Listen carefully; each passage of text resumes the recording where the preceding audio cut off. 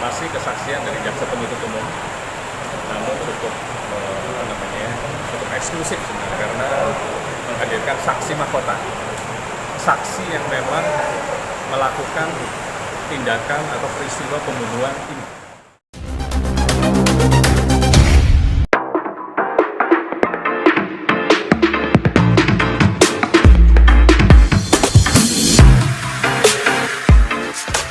Halo guys, jangan lupa di subscribe, tekan tombol lonceng, like, share, dan komennya.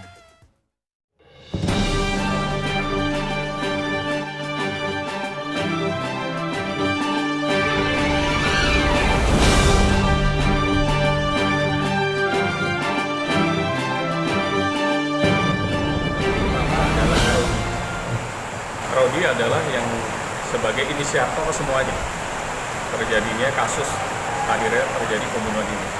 Kemudian ada saksi Alfat, kemudian ada namanya saksi Karsini, Agus dan Sunda kemarin. Namun lagi-lagi memang kita sayangkan Aki tidak bisa dihadirkan karena masih DPO. Kasus pembunuhan ini dimulai dari yang namanya Karsini atau Tini.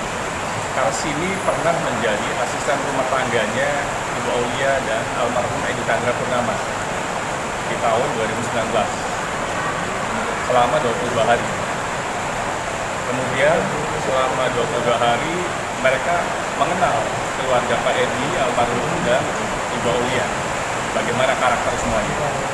Setelah itu keluar di bulan Juni 2019 Ibu Aulia curhat ke yang namanya saksi Karsini atau saksi Tini ini, curhat terkait masalah rumah tangganya karena ada dugaan almarhum tidak mau bertanggung jawab terhadap kelangsungan hidup keluarganya Ibu Aulia dan anaknya yang namanya Mahaputri Raina Intan.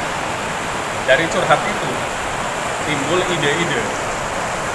Akhirnya muncullah yang namanya suaminya Karsini, yang namanya Rodi.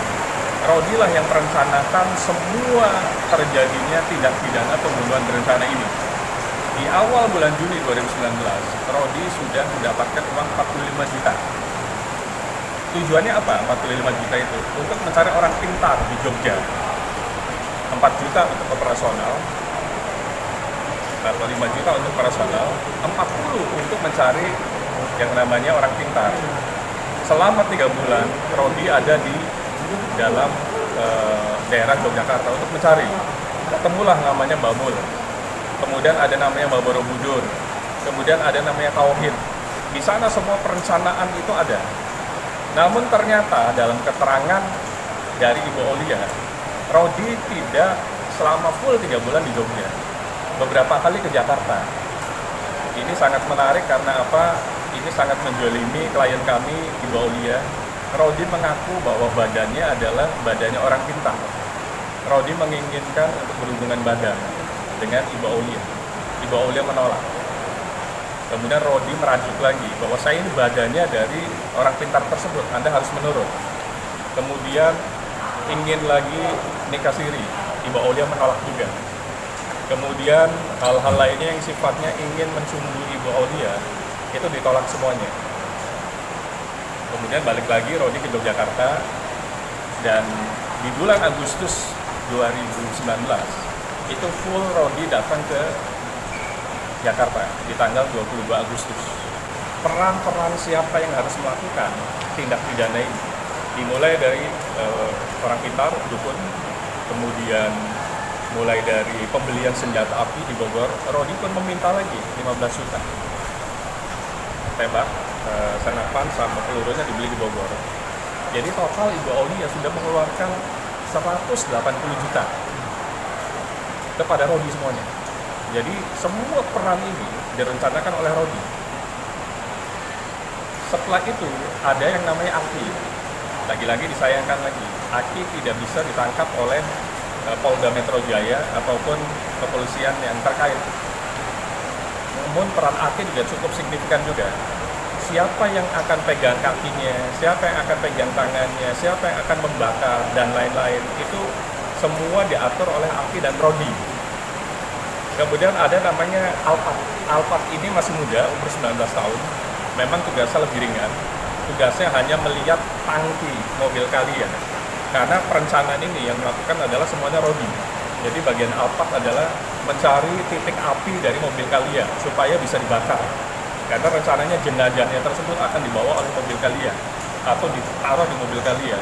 Tujuannya apa? Dibakar. Nah, Alphard adalah merencanakan untuk mencari tangki gimana caranya supaya bisa dibocorkan. Dengan bocor mudah untuk api masuk dan mudah untuk membakar keseluruhan.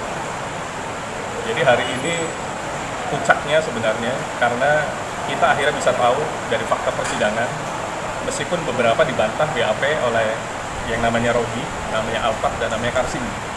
Tapi dari BAP dan dakwaan itu membuktikan bahwa perencanaan semuanya dilakukan oleh Rodi dan Aki. Eksekusi adalah Agus dan Sugeng. Alphard tiba-tiba kesurupan dan kita nggak tahu apakah disengaja atau tidak disengaja. Tapi intinya adalah semua perencanaan ini dilakukan oleh dua orang. Sentralnya, pertama adalah Rodi, yang kedua adalah Aki, yang sama sekali tidak bisa ditangkap. Dan kami sebagai kuasa hukum tidak tahu dan tidak mengerti kenapa Aki yang perannya sentral ini bisa ditangkap. Kalau memang Aki ada di Jogja, mesti lebih mudah. Kenapa bisa menangkap Rodi, bisa menangkap Karsini, bisa menangkap Alphard di kebun kopi di Palembang? Kenapa tidak bisa menangkap Aki? Jadi berdasarkan fakta persidangan yang dihidangkan hari ini dalam persidangan, nyata-nyatanya bahwa pelaku utamanya dan perencana utamanya, intelektual aktornya adalah Rodi dan Aki. Yang lain hanya ikut saja, mereka hanya turut serta saja. Karena mereka nggak mengerti, karena mereka tidak paham. Perencanaan semuanya dilakukan oleh dua orang tadi, Rodi dan Aki.